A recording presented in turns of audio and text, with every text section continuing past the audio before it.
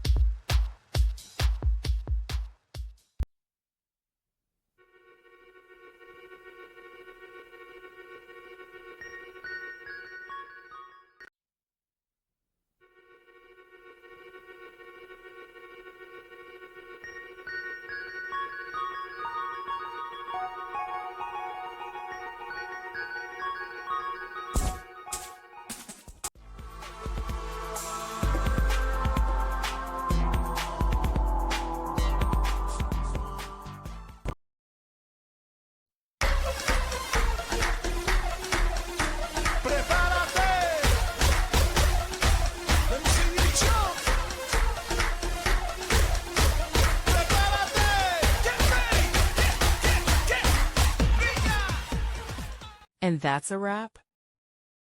I hope you found the answer you were looking for. If you did, take a second to hit that subscribe button. It really helps out. And let me know in the comments which solution worked best for you. See you next time in the debug zone.